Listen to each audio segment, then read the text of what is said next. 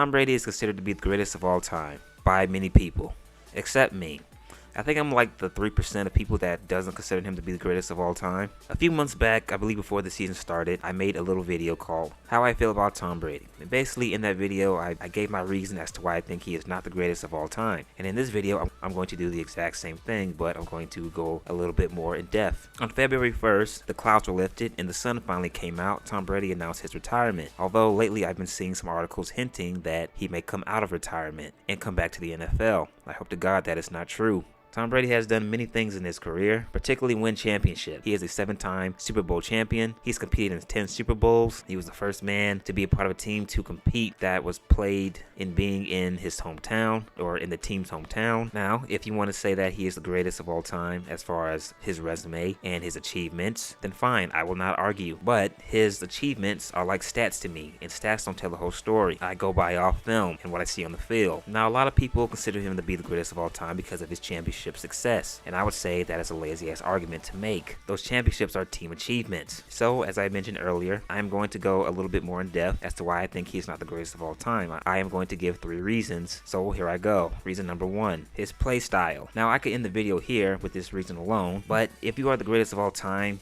you need to be doing some things at the quarterback position that no one has seen and that many quarterbacks can't really replicate. Tom Brady's main strength throughout his career has been dinking and dumping, quick short pass game. Now it is effective, unfortunately, and for the life of me, teams can't figure out this bullshit style of offense. Now Tom Brady will hit home on a few deep throws, but if his main strength is dinking and dumping and throwing short throws, then I'm not impressed. You're telling me that I should be going ooh and ah with this?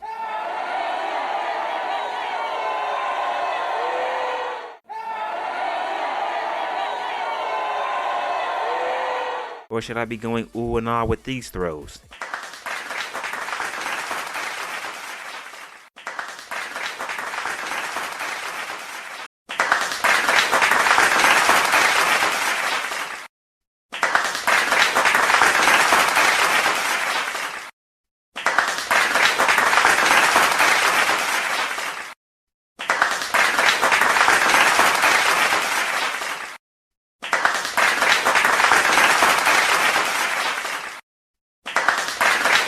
If you are the greatest of all time, which by the way, I'll probably be saying if you are the greatest of all time a few times in this video, then I should not have guys like Aaron Rodgers and Patrick Mahomes, especially Patrick Mahomes, who's been in the league for 5 years.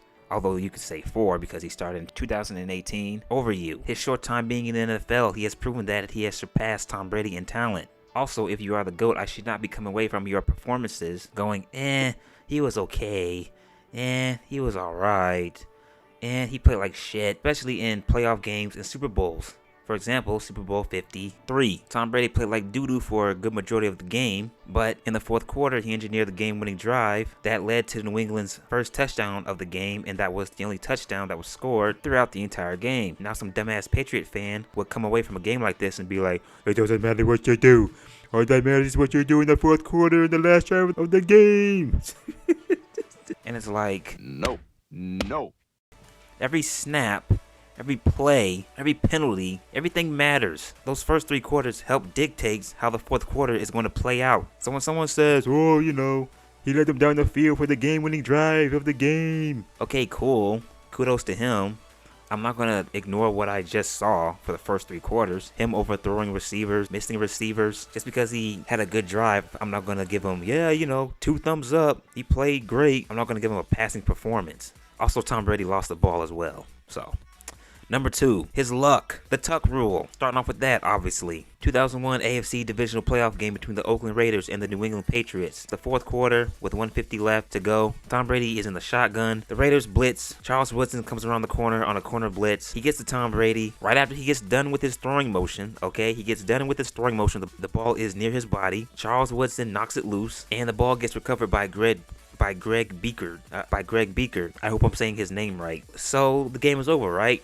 Wrong. The refs overturn the call. Patriots season stays alive. Tom Brady dinks and dunks his way down the field for Adam Vinatieri to tie the game up. It goes in overtime. Adam Vinatieri kicks a game-winning field goal, and the Patriots win and move on to the AFC championship game. Bullcrap. The 2001 AFC Championship game against the Pittsburgh Steelers, before the end of the half, Tom Brady gets his leg wrecked. And lucky enough for him, Drew Bledsoe, the guy whose starting job he took from because he got injured, he was already a proven veteran quarterback. So he comes in, finishes the drive for New England, and throws a 11-yard touchdown pass to David Patton, which put New England up 14-3 at the end of the half. And I'm watching this game and I'm thinking, okay, Tom Brady's going to come back, right? He is the GOAT. He's going to come back from an injury and finish out the game. He never showed up. So lucky enough for him, he had a good enough team to help secure the win without him. The 2003 AFC divisional playoff game between the Patriots and the Tennessee Titans. The Titans go for it on 4th and 12 in the fourth quarter with 1:45 seconds left to go. Steve McNair gets blitzed by New England, so he has to hurry his throw, but he is still able to get it to his wide receiver Drew Bennett, and Drew Bennett has a clear shot at catching the ball and converting the first down and putting Tennessee in good field position, but he drops it. Such greatness by Tom Brady. Super Bowl 38, the Carolina Panthers versus the New England Patriots. The Carolina Panthers tie the game up 29-29 in the fourth quarter. John Casey kicks the ball off, but he kicks it out of bounds. So that sets Tom Brady and the Patriots up at the 40-yard line, which helped them out tremendously because all they needed to do was get in field goal range and Adam Vinatieri kicked the game-winning field goal. Super Bowl 49, the Seattle Seahawks decide not to give it to Marshawn Lynch at the 1-yard line, but instead they decided to throw it, and it gets picked off by Malcolm Butler, and New England goes on to win their 4th title in franchise history. God damn it. Super Bowl 51, hold on. I'm sorry, this is still a touchy subject for me. I'm just going to keep my logo up for this one. Matt Ryan is sacked for a strip fumble because Devontae Freeman completely missed the block. New England takes advantage, they go down and score, blah blah blah. Falcons get into field goal range, but they choose not to run it, but instead they decide to throw it. Matt Ryan is sacked by Trey Flowers for a 12-yard loss. Matt Ryan hits Mohamed Sanu for a 9-yard completion, but Jake Matthews gets an offensive holding for a 10-yard penalty. Matt tries to get it to Taylor Gabriel, but it is incomplete, and the Falcons have to punt. And after that, New England went down to score. They converted a 2-point conversion. There was also that Julian Edelman catch where Robert Offord should have picked it off, but it gets deflected off of his hands. Instead of being a pick, Julian Edelman keeps the ball from hitting the ground. I mean, just like inches away from the ground. Yeah, so New England went on to win the Super Bowl, and Tom Brady, no one else but Tom Brady, completed the 25-point comeback. Again, such greatness.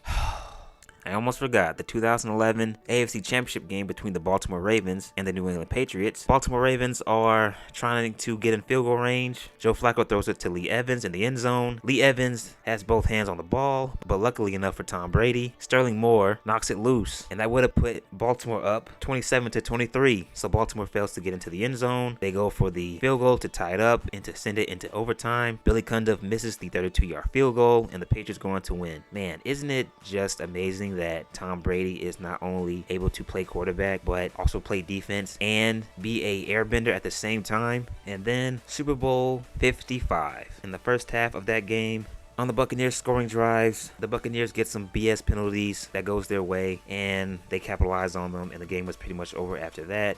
And there's so many other examples that I can go into, but that's just a few. Okay, that's just a little handful. Number 3, the teams he's been on. And I guess you could say that this ties into his luck as well. Going back to 2001, AFC Championship game between the Steelers and the Patriots. Josh Miller punts a 47-yard kick, and it's returned by Troy Brown for 55 yards for a touchdown. Then, later on in that game, Chris Brown's 34-yard field goal attempt is blocked by Brandon Mitchell and recovered by Troy Brown. He then laterals it to Antoine Harris, and he returns for a touchdown. So 2 special team touchdowns, and then a Drew Bledsoe 11-yard touchdown pass before the half. Oh, also, New England's defense sacked Cordell Stewart 3 times and had 3 interceptions. They forced 2 fumbles and got 1 fumble recovery. Tom Brady is just doing it all, folks. I mean, he just did it all in that game.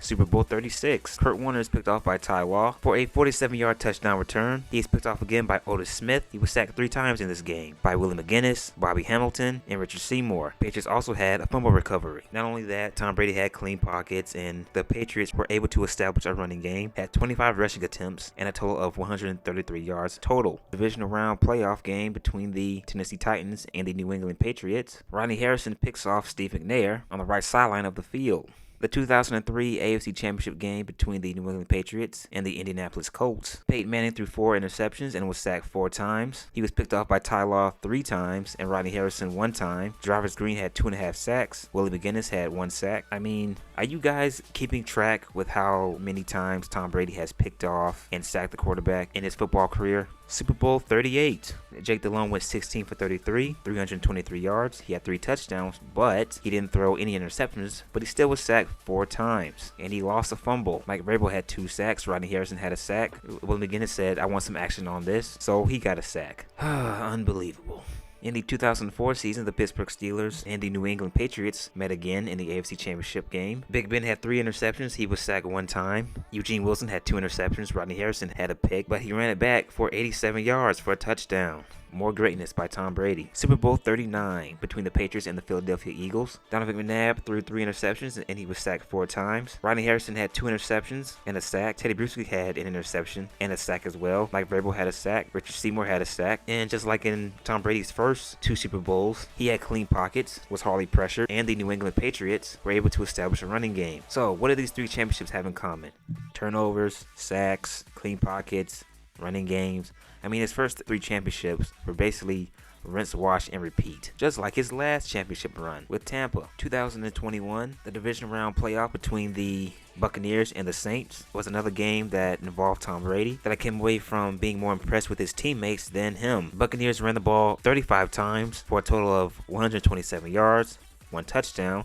I thought that was very impressive considering the fact that I thought New Orleans had the best run defense at the time. The Buccaneers picked off Drew Brees 3 times. Devin White had a pick. Sean Murphy-Bunting had a pick. Mike Edwards had a pick. Also, Antoine Winfield Jr. had a forced fumble. The NFC Championship game between the Green Bay Packers and the Tampa Bay Buccaneers. Tom Brady played like shit in that game. Once again, yet another performance where I came away from being more impressed with his teammates than him. Tom Brady threw 3 horrible interceptions in the second half. But unfortunately for Green Bay, they were not able to capitalize on it due to the fact that Aaron Rodgers didn't have enough time in the pocket to survey the field, and he was sacked. He was sacked 5 times in that game. Also, his teammates didn't come through for him when Devontae Adams had a drop. Aaron Jones had a drop. He also lost the ball. He had 2 fumbles, but he lost the ball 1 time. Aaron Rodgers was sacked by Shaquille Barrett 3 times, Jason Pierre-Paul 2 times, by Sean Murphy-Bunting, which should have been a penalty. And then Super Bowl 55, the Chiefs versus the Buccaneers. The Buccaneers defense held the Chiefs' high-powered offense to only 9 points, okay? 9 points. Tampa Bay ran the ball 33 times, had 145 yards total, 1 rushing touchdown. Patrick Mahomes was harassed the entire game. He was sacked 3 times, while Tom Brady, once again, had clean pockets and a nice running game to work with.